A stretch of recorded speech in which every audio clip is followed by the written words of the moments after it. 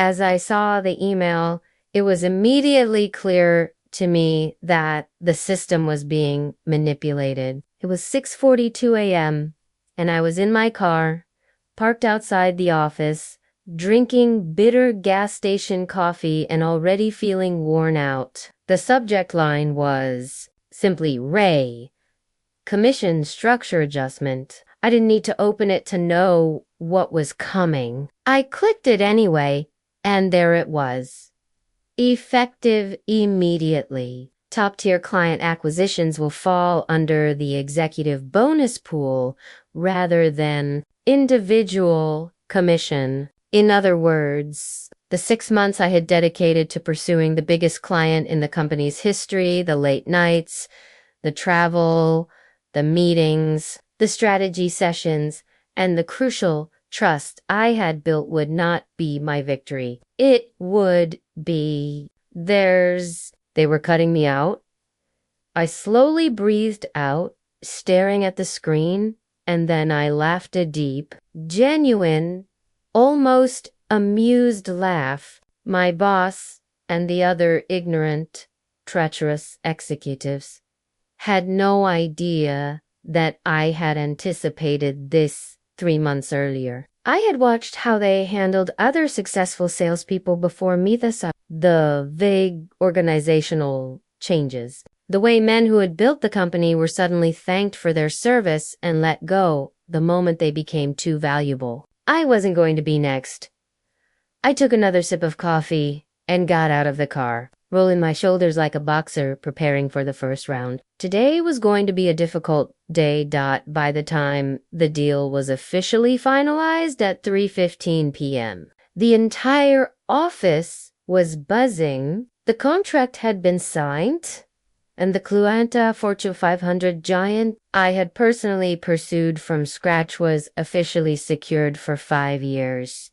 It was the largest deal in company history. Champagne corks popped. My boss, Rick, swaggered into the conference room, grinning and patting me on the back like we were old friends. "You really outdid yourself this time," he said. "What a job." I could feel everyone's eyes on me, the whole sales floor. Of them waiting to hear what I would say. I just nodded, letting the moment sink in.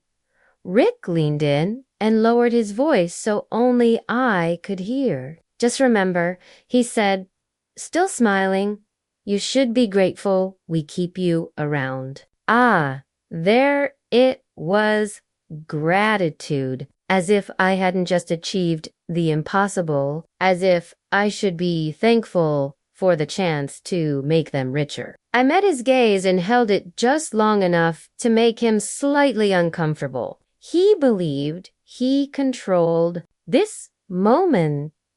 He believed he controlled me. "Enjoy your weekend," I said with a smile. He didn't know it yet, but by Monday morning, the biggest client in company history would no longer be his.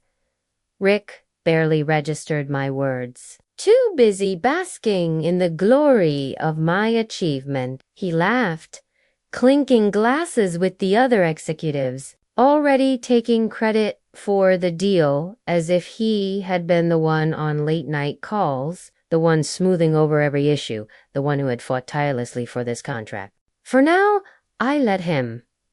I walked slowly and deliberately back to my office. The last thing you do before you burn a place down is act like you belong there. My desk was still cluttered from the past few weeks' scribbled notes, meeting schedules, a half-eaten protein bar I hadn't touched in days. But my eyes went straight to my personal laptop, which was hidden in a drawer beneath some files. I took it out, turned it on, and checked the email drafts I had prepared weeks ago, one for my lawyer, one for my new landlord, and one for the client.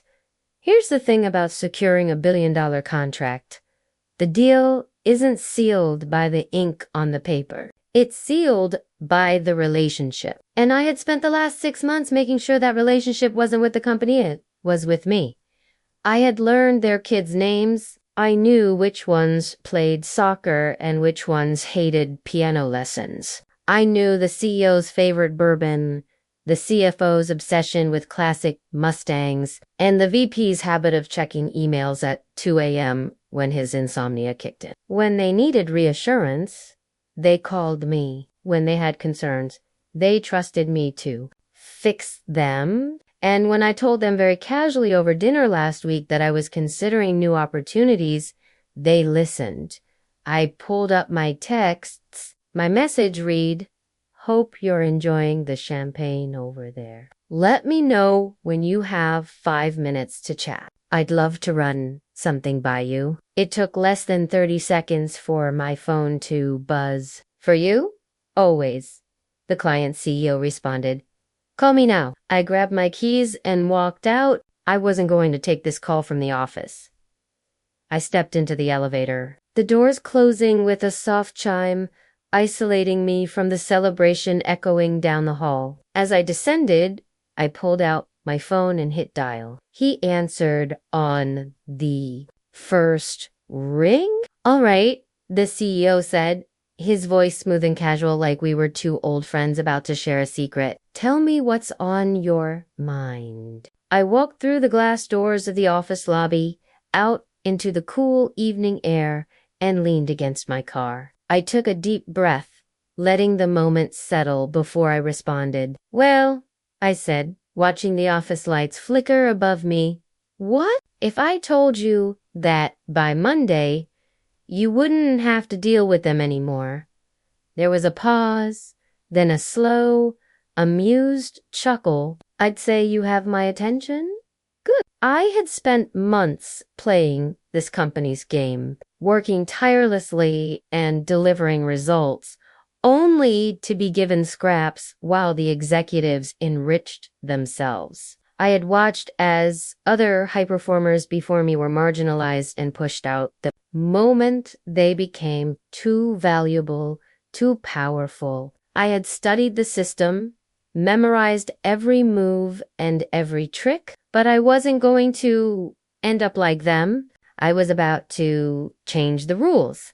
I reached into my pocket and pulled out the small, crisp business card I had been carrying for weeks. My new firm's name was embossed in deep black ink, still fresh. I flipped it between my fingers as I spoke. "You've worked with me long enough to know that what you're really paying for isn't just results. It's trust. It's someone who understands your business, your vision, and how to ensure you're not just another client on a quarterly earnings report."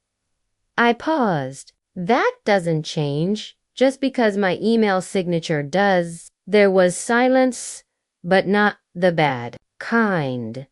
It was a calculated silence, the kind where a man is weighing every possibility, every risk, and every reward. Finally, he exhaled. "You're starting your own firm?" I smiled, running a thumb over the embossed letters on the card. "Monday morning." Another pause, then a low chuckle. "Damn, you move fast. I wouldn't be here if I didn't." He let out a thoughtful hum. "So, what's the ask here?" This was the moment that would decide everything. "I don't need you to leave them immediately," I said. "That contract you just signed, you honor it. But when new business comes in, when expansion begins, when you need true leadership, you call me first." I let the weight of it settle before delivering the final blow. "And when their service starts to decline because, trust me, without me, will you give me the first chance to fix it?" A deep chuckle, then the sound of ice clinking in a glass. "You're a ruthless bastard. You know that." I grinned. "I learned from the best." Another silence, then a slow, approving sigh. "All right, kid. Let's see what you can do." The deal was done. By Monday, I wasn't just leaving, I was taking their future with me. I ended the call, exhaling slowly as I stared up at the office building. Its massive windows reflected the city skyline. It looked different now, smaller, like a relic of something I had already outgrown. I got into my car, tossed my phone onto the passenger seat, and just sat there for a moment, letting it all sink in. The weight of what I had just done, the risk, the sheer audacity. But then again, what was the alternative? Stay? Let them strip me of my commission, my credit, my worth, until I was just another disposable name in their system. Not a chance. I turned the key in the ignition, and the engine rumbled to life as I pulled out of the parking lot.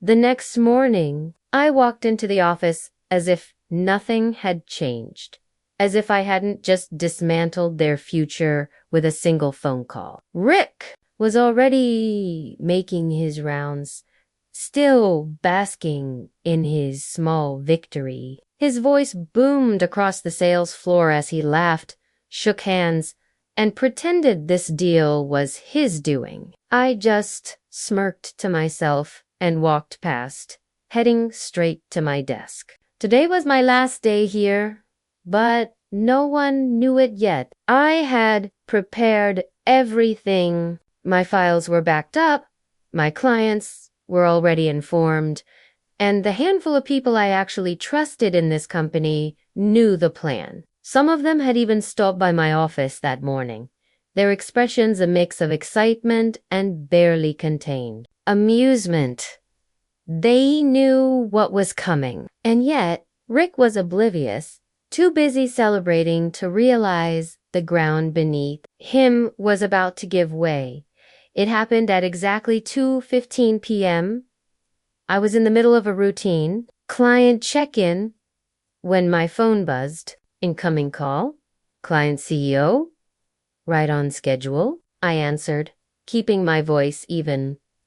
Afternoon, how's everything looking on your end? Good, he said. Too good. There was a sharpness in his tone, something I immediately recognized. Then came the words that sealed Rick's fate. We're pulling all future contracts from your firm.